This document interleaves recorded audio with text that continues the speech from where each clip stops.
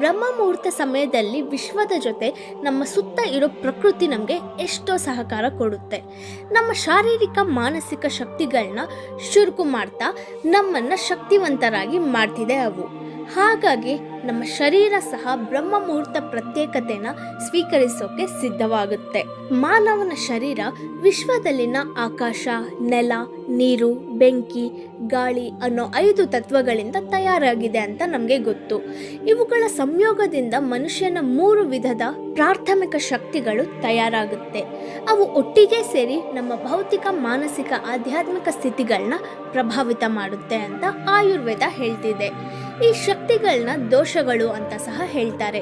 ಭೂಮಿ ನೀರು ಸೇರಿ ಕಫಾ ದೋಷನ, ಗಾಳಿ ಆಕಾಶ ಸೇರಿ ವಾತ ದೋಷವನ್ನ, ಅಗ್ನಿ ನೀರು ಸೇರಿ ಪಿತ್ತ ದೋಷವನ್ನ ಕಲ್ಪಿಸುತ್ತೆ.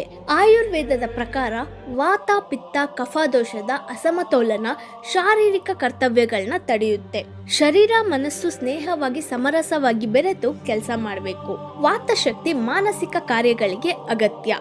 ಮಧ್ಯಾಹ್ನ 2 ಗಂಟೆಯಿಂದ ಸಂಜೆ 6 ಗಂಟೆಗಳವರೆಗೂ ಮತ್ತೆ ರಾತ್ರಿ 2 ಗಂಟೆಯಿಂದ ಬೆಳಗಿನ ಜಾವ 6 ಗಂಟೆಗಳವರೆಗೂ ವಾತಶಕ್ತಿ ನಮ್ಮ ಶರೀರದಲ್ಲಿ ಪ್ರವಹಿಸುತ್ತೆ. ಹಾಗಾಗಿ ಈ ಸಮಯದಲ್ಲಿ ನಾವು ಕಾಲಾತ್ಮಕ ಬುದ್ಧಿ, ಕುಶಲತೆ ಹೊಂದಿರೋ ಕಾರ್ಯಕ್ರಮಗಳನ್ನ ಮಾಡ್ತಿದ್ರೆ ಅವು ಸರಿಯಾಗಿ ಮುಂದುವರಿಯುತ್ತೆ.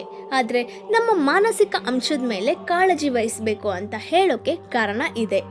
ವಾತಶಕ್ತಿ ನಮ್ಮ ಶರೀರದಲ್ಲಿ ಅನಾಹತ ಚಕ್ರಕ್ಕೆ ಅನುಸಂಧಾನವಾಗಿದೆ. ಅಂದ್ರೆ ಹೃದಯ ಚಕ್ರ ಅಂತ ಅರ್ಥ.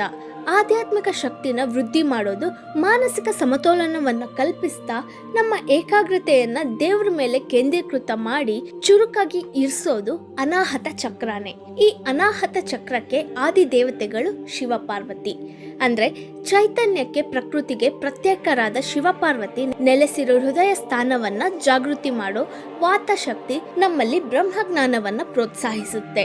ಸರಿಯಾಗಿ ಬ್ರಹ್ಮ ಮುಹೂರ್ತ ಸಮಯದಲ್ಲಿ ವಾತಶಕ್ತಿ ಪ್ರವಹಿಸೋಕೆ ಎಷ್ಟೋ ಅನುಕೂಲ ಆಗೋದ್ರಿಂದಾನೇ ಆ ಸಮಯದಲ್ಲಿ ನಮ್ಮ ಬುದ್ಧಿನ ಸಹ ಚುರುಕಾಗಿ ಇಟ್ಕೊಳ್ಬೇಕಂದ್ರೆ ವಾತಶಕ್ತಿನ ಆಹ್ವಾನಿಸಬೇಕು. ಆವಾಗ ಅನಾಹತ ಚಕ್ರ ಜಾಗೃತವಾಗುತ್ತೆ.